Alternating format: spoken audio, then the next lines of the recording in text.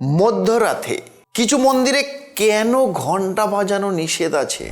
কেন বলা হয় মা ভৈরবীর নাম ভুল সময় নিলে সর্বনাশ আপনার হতে পারে? আজ আমি আপনাদের সামনে একটা অন্যরকম সাবজেক্ট আলোচনা করব। আজ আমি আপনাদেরকে বলবো সেই দেবীর কথা যিনি মমতাময়ী মা, আবার ভয়ঙ্কর কাল রূপা। এই ভিডিওটা শেষ পর্যন্ত না দেখলে এর সবচাইতে নিষিদ্ধ রহস্য সেটা কিন্তু দর্শক বন্ধু আপনারা মিস করবেন। নমস্কার দর্শক বন্ধু, নমস্কার। আমি শ্রীদেব দর্শন শাস্ত্রী আবার চলে এসেছি আপনাদের কাছে আপনাদেরই চ্যানেলে আপনাদেরকে স্বাগত জানাতে। আমার এই চ্যানেলে আপনারা বহু অ্যাস্ট্রোলজিক্যাল আলোচনা শুনেছেন, বহু তন্ত্র আলোচনা শুনেছেন, কিন্তু আজকের এসবের বাইরে গিয়ে আমি আপনাদের একটা অন্যরকম অনুভূতি দিতে চাই। অনুভূতি, আবেগ এবং কিছু শাস্ত্রীয় কথা আপনাদের সাথে একটু আলোচনা করতে চাই।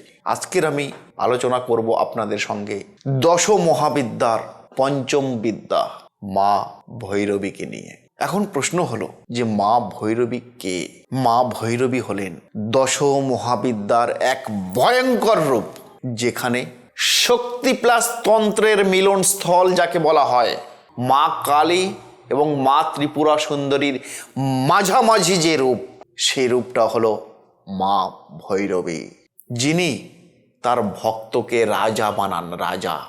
আবার অহংকারীকে এক নিমেষে তিনি ধ্বংস করে দেন। তাই তাকেই বলা হয় পরীক্ষা নেওয়ার মা। অর্থাৎ সোনাকে যখন অলংকারের জন্য ব্যবহার করা হয়, তাকে ওই গরম করে তাকে ওই পিটাতে পিটাতে পিটাতে পিটাতে তবেই কিন্তু সে অরিজিনাল সোনার রূপ পায়। ঠিক মাতা ভৈরবী হলো সেই রকম এক দেবী। তিনি আগে মানব তার সাধকদেরকে পরীক্ষা নেবেন, তারপরে তাকে অশেষ কৃপা বর্ষণ তার উপরে ঢেলে দেবেন। এখন প্রশ্ন হলো এই মা ভৈরবী মায়ের জন্ম রহস্যটা কি? শাস্ত্রে কথিত আছে বা পুরাণ মতে মাতা সতীর দেহ যখন খণ্ডিত হলো, সে ছবি আপনারা দেখেছেন বা জানেন বা শুনেছেন, তখনই মাতার যোনি পতিত হয় কামাখ্যাতে। সেই জন্য কামাখ্যাকে আখ্যা দেওয়া হয়েছে যোনি পীঠ হিসাবে। আর ঠিক তখনই সেই শক্তির প্রকাশ পায় মা ভৈরবী রূপে। তাই কামাখ্যা মাতা আর ভৈরবী দুজনে পুরো অঙ্গাঙ্গিভাবে জড়িত। এই কারণে যারা তন্ত্র সাধক, যারা সাধনা করতে ভালোবাসে, তারা আগে মাতা ভৈরবীর সাধনা করেন, তারপরে মা কালীকে সাধনা করেন। কারণ মাতা ভৈরবীর যে রুদ্র রূপ, সেই রুদ্র রূপ থেকে তান্ত্রিকরা প্রচুর শিক্ষা অর্জন করেন, আর তারপরে হয় কালী মায়ের সাধনা। এখন দর্শক বন্ধু, আপনাদের মধ্যে প্রশ্ন আসতেই পারে যে ভৈরবী মাতা কেন এত ভয়ঙ্কর, কেন এত ভয়ানক? তার তিনটি ভয়ঙ্কর সত্য। যদি কোনো সাধক ভুল উদ্দেশ্যে ডাকলে, যদি ভুল উদ্দেশ্যে মাতা ভৈরবীকে যদি ডাকে, তাহলে সম্পূর্ণ তার উল্টো ফল তার জীবনে আসবে। যারা লোভী সাধক, তাদের জীবন পুরো ধ্বংস করে দেয়। আর যারা অহংকারী ব্যক্তি, তাদেরকে একেবারেই সহ্য করতে পারে না মাতা ভৈরবী। এমন অনেক প্রমাণিত আছে যে মাতা ভৈরবীর সাধনা করতে গিয়ে বহু তান্ত্রিক পাগল হয়ে গেছে, বহু সাধক পাগল হয়ে গেছে। অনেক সাধক সাধনার মাঝপথে সাধনাকে বন্ধ করে দিয়েছে, কারণ মাতা ভৈরবীর আগে ভক্তের মন পরীক্ষা করে। তাই যারা তন্ত্র সাধক, তারা ভৈরবীকে সাধনা করার চেষ্টা করে। কিন্তু ভৈরবী মাতা শুধু তো তান্ত্রিকদের জন্য নয় দর্শক বন্ধু, ভৈরবী দেবী তিনি তো মাতা। মাতা মানে জগৎ মাতা, জগতের সকলের মাতা তিনি। সুতরাং মায়ের রূপ খুবই ভয়ানক। যারা তন্ত্রশাস্ত্র নিয়ে পড়াশোনা করছেন, এই তন্ত্রে মন্ত্রে মাতা ভৈরবীর অবদান কি? গভীর রাত, অর্থাৎ রাতের দ্বিপ্রহর বা ত্রিপ্রহর, 12টা থেকে 3টে, এই টাইমটা হলো সবচাইতে ভাইটাল শক্তিশালী সময় মায়ের সাধনার। তবে গুরু ছাড়া কেউ এ দেবীর সাধনা করবেন না, কারণ এ দেবীর সাধনা যদি কোনো সাধারণ মানুষ করেন, আপনারা মানসিকভাবে ভেঙে পড়বেন। অদ্ভুত অদ্ভুত স্বপ্ন আপনার জীবনে আসবে, ভয়ঙ্কর ভয়ঙ্কর সংকেত আপনার জীবনে আসবে।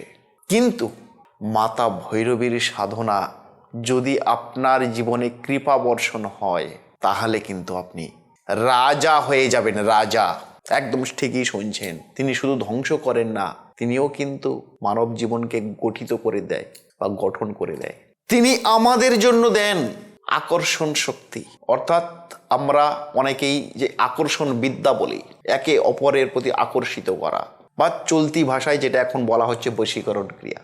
একমাত্র মাতা ভৈরবীর কৃপা থাকলেই তবেই কিন্তু আপনার এই ক্রিয়াটি সাকসেস হবে। তিনি আমাদের দেন নেতৃত্ব, তিনি আমাদের দেন বাক স্বাধীনতা বা বাক শক্তি, কথা বলার শক্তি। তিনি আমাদের দেন ভয়হীন মন, অর্থাৎ আপনারা জীবনে কোনোদিন ভয় পাবেন না যদি মাতা ভৈরবীর সাধনা কেউ করে। এমন অনেক ক্ষেত্রে দেখা গেছে বড় বড় রাজনৈতিক ব্যক্তিত্ব, বড় বড় লয়ার, বড় বড় তন্ত্র গুরু, বড় বড় শিক্ষিত এডুকেটেড পার্সন, তারা কিন্তু মাতা ভৈরবীর চরণ তলে আশ্রয় নিয়ে গেছে।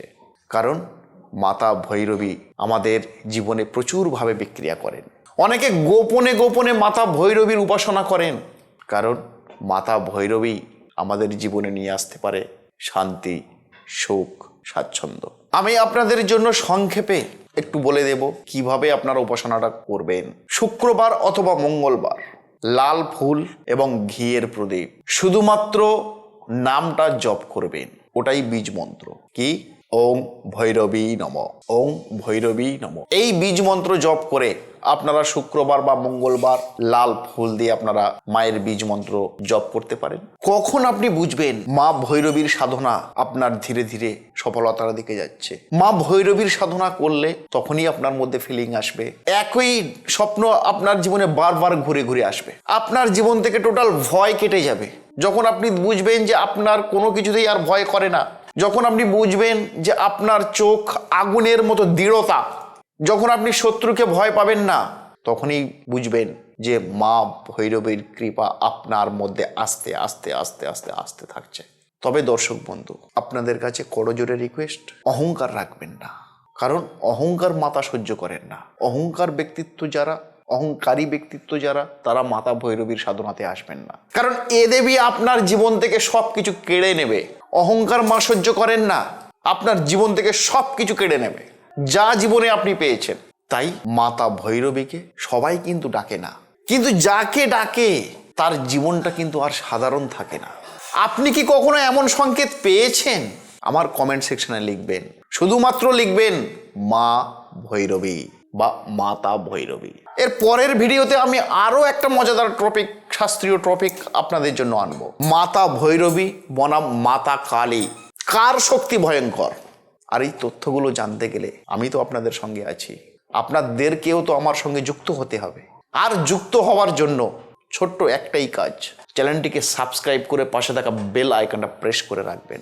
আর যদি মনে করেন আমার সঙ্গে সরাসরি কথা বলবেন, যোগাযোগ করবেন, তাহলে স্ক্রলে আমার নাম্বার চলছে, সরাসরি আমাকে ফোন করতে পারেন। আপনাদের পরামর্শ দেবার জন্য অল টাইম আমি প্রস্তুত। যতদিন এ দেহে প্রাণ থাকবে ততদিন আমি আপনাদের এভাবে পরিষেবা দেব। নমস্কার দর্শক বন্ধু, ভালো থাকবেন, সুস্থ থাকবেন, আপনাদের সুস্থতা কামনা করি।